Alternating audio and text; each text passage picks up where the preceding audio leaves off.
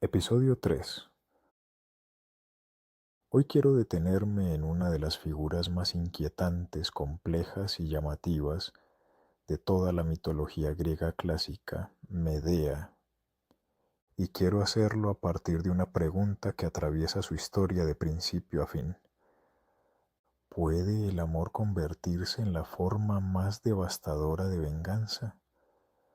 La pregunta importa porque cuando se piensa en Medea, con frecuencia se recuerda solamente el final de su historia, la mujer que asesina a sus propios hijos para destruir al hombre que la ha traicionado.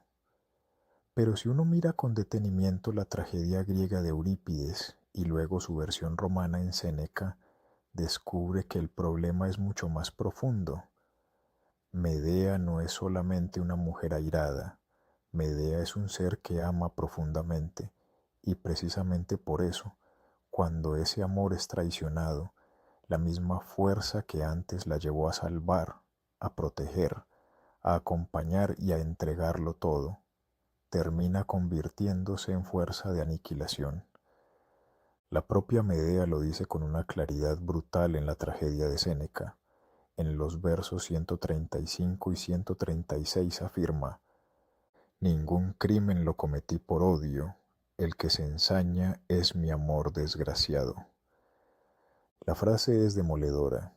Medea no dice que actúa por odio, dice que el crimen nace de su amor, y más adelante, en el verso 397, radicaliza esa misma idea con una fórmula todavía más poderosa.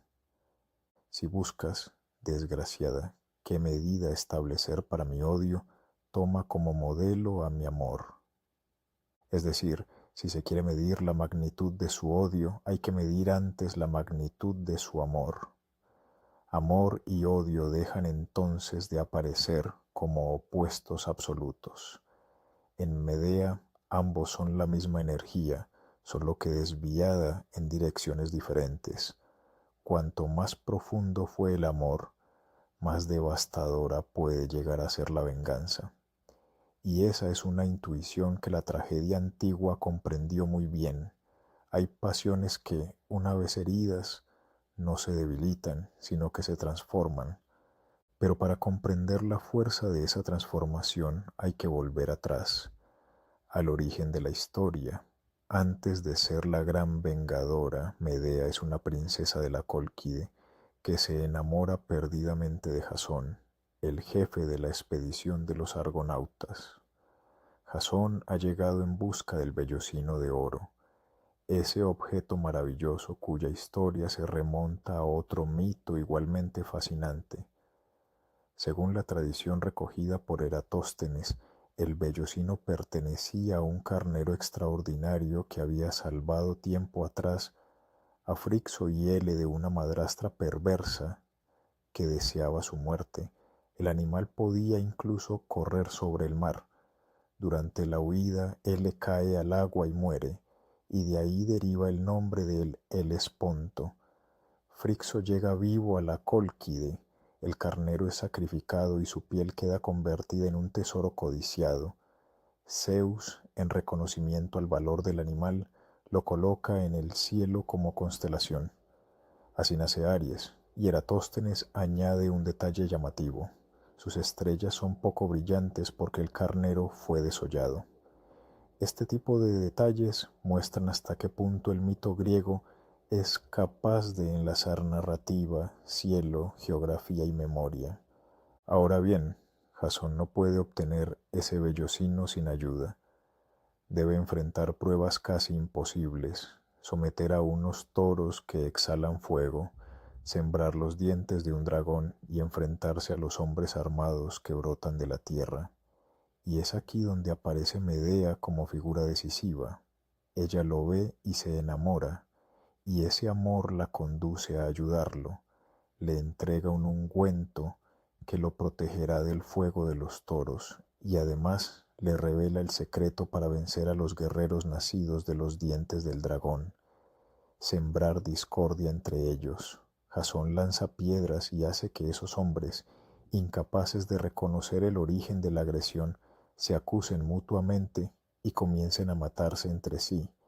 Este episodio no es menor, porque conecta el mito de Medea con otro gran núcleo del imaginario griego, el mito de Cadmo, fundador de Tebas. Los dientes del dragón que Jasón siembra son, en varias tradiciones, los mismos que remiten a la historia de Cadmo, quien antes de fundar Tebas también mata a un dragón y siembra algunos de sus dientes, de los cuales surgen hombres armados. Los dientes restantes se los lleva Atenea y son los que, en el mito de Medea y Jasón, él siembra. Aquí aparece una idea muy poderosa. Los hombres nacen de la tierra, y la tierra, en las tradiciones míticas, aparece como principio femenino, como matriz creadora, Gaia en el mundo griego, Pachamama en el mundo andino, Coatlicue en el mundo mesoamericano. La tierra es madre, y el hombre es un ser que emerge de esa matriz, que parece expulsado de lo femenino, y que sin embargo busca constantemente el regreso a ese principio originario. Es una intuición simbólica que vale la pena guardar para más adelante, porque en el mundo griego los mitos rara vez están aislados, se tocan, se cruzan, se iluminan entre sí. Volviendo a Medea, lo decisivo es que ella no ayuda a Jasón solo una vez, lo ayuda de manera total, y esa ayuda implica traición, traición a su patria, traición a su casa, traición a su sangre.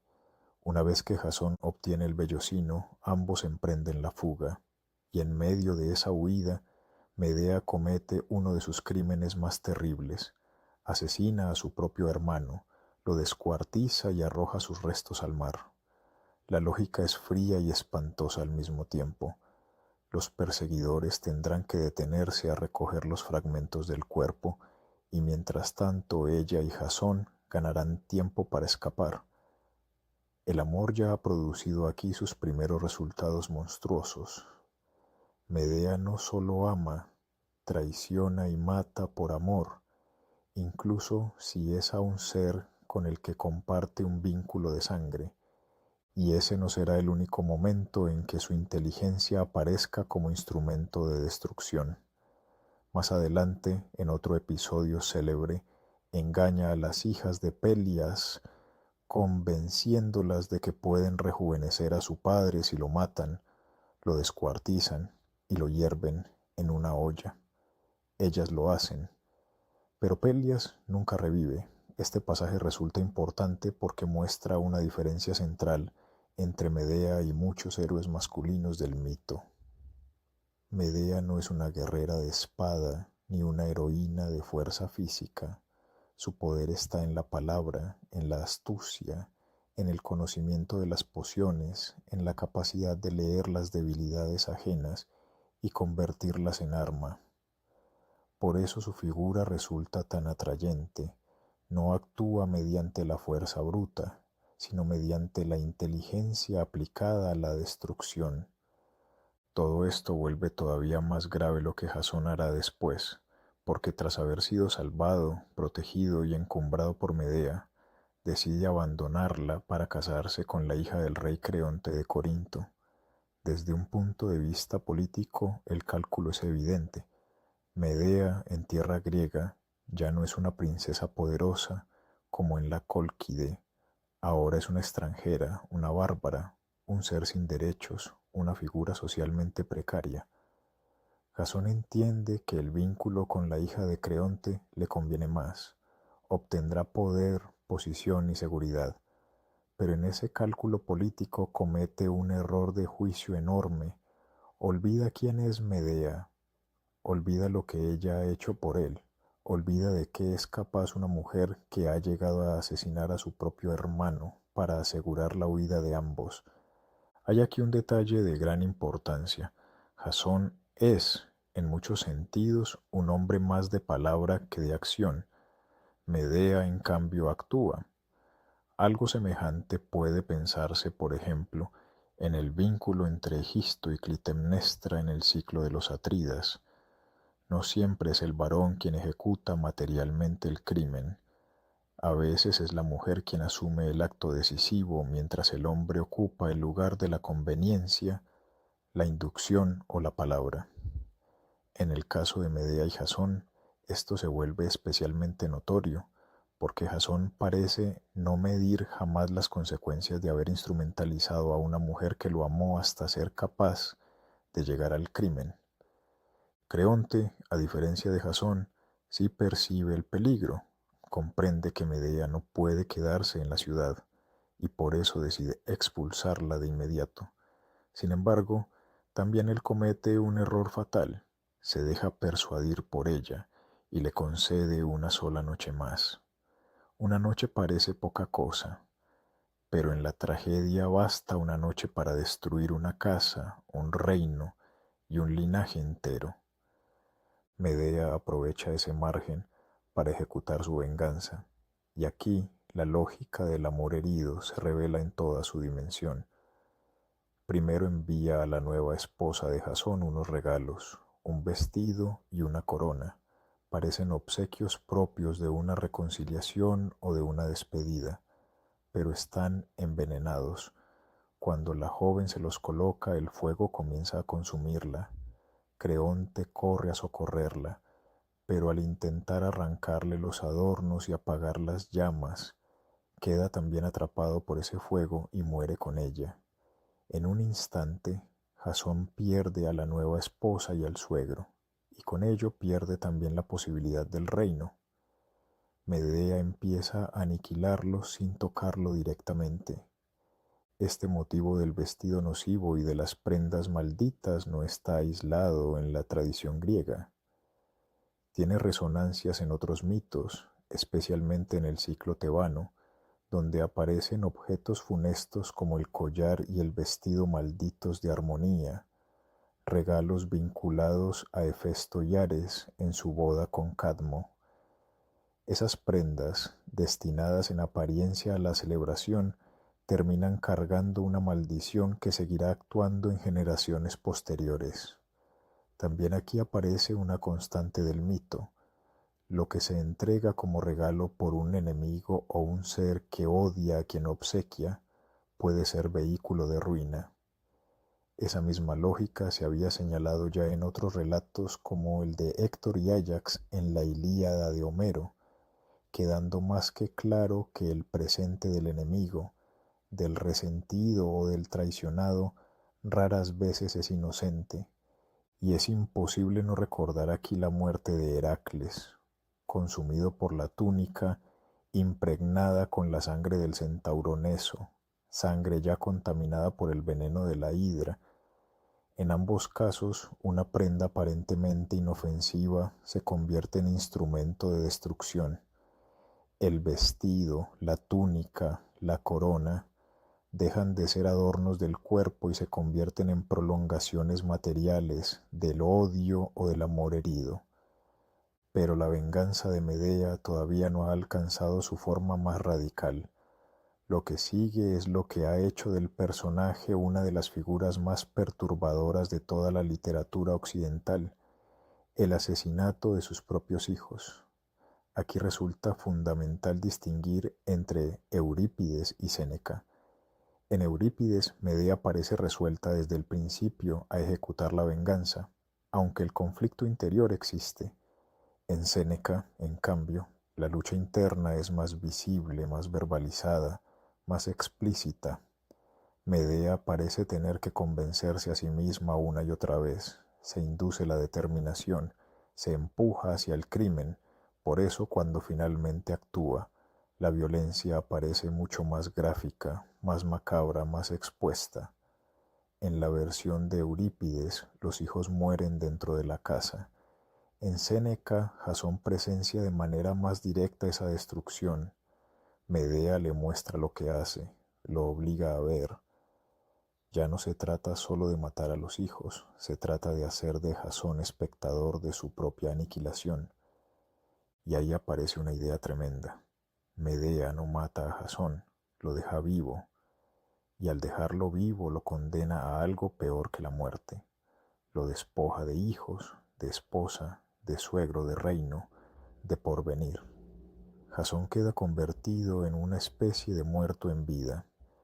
Aquí resulta muy sugerente una formulación que Séneca pone en otra tragedia, Tiestes. Los débiles son los que matan, los fuertes dejan vivir.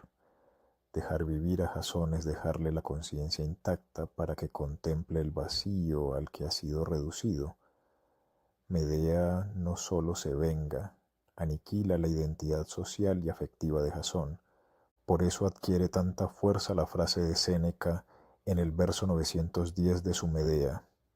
Medea nunc sum, ahora soy Medea. Es una afirmación de identidad, pero también de ruptura. Ahora ya no es la esposa de Jasón, ya no es la mujer que ama para obedecer, ni la que traiciona por otro, ni la que asesina para que otro alcance el poder. Ahora es simplemente Medea. Y en ese instante la obra consuma una inversión asombrosa. Jasón desaparece de la mitología como figura central, mientras Medea continúa. De Medea se seguirá hablando. Medea tendrá nuevas historias, nuevos vínculos, nuevas descendencias. Jasón, en cambio, queda deshecho, reducido, eclipsado. La tragedia no solo cuenta la destrucción de una casa, cuenta también el desplazamiento del centro del relato. El nombre que permanece es el de Medea. Y aquí conviene introducir una reflexión filosófica importante para no leer el texto antiguo con lentes que no le corresponden. Nietzsche, en el capítulo 3 de El nacimiento de la tragedia, advierte que quien se acerque a los griegos buscando santificación moral terminará decepcionado. Y tiene razón, los griegos no son una cultura de la moral en sentido romano, del mos moris, de la costumbre, son una cultura del ethos, del carácter. Los personajes trágicos no actúan para enseñarnos una moral edificante, actúan desde su carácter, desde su concepción de justicia, desde su forma de responder a la herida. Por eso Medea no se piensa como malvada, se piensa como alguien que está restableciendo un equilibrio roto, ejecutando una justicia retributiva acorde con la magnitud de la ofensa recibida. Desde una mirada moderna puede juzgársela moralmente, pero el texto antiguo no funciona bajo esa misma lógica. Eso se vuelve especialmente visible en el final de la Medea de Eurípides, cuando un carro enviado por Helios, su ancestro, la rescata. El personaje no termina destruido por un castigo divino, termina elevado, retirado, salvado por un dios.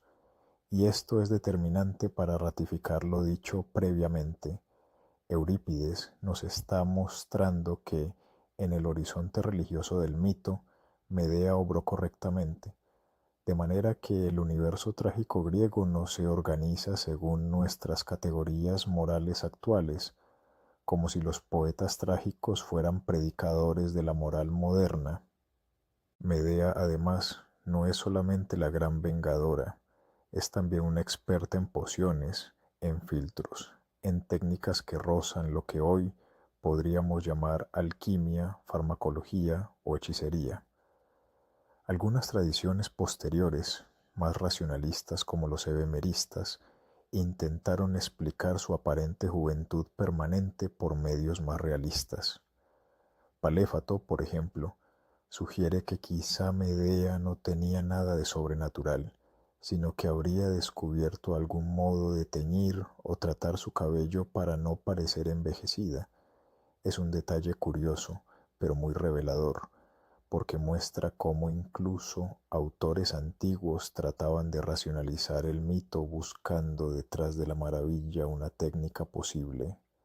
Medea no envejece, o parece no envejecer, porque domina saberes especiales, y eso la vincula otra vez con una forma de poder distinta a la del guerrero, no la espada, sino la mezcla, no el golpe directo, sino la sustancia, no la fuerza del brazo, sino la manipulación del cuerpo por medios indirectos.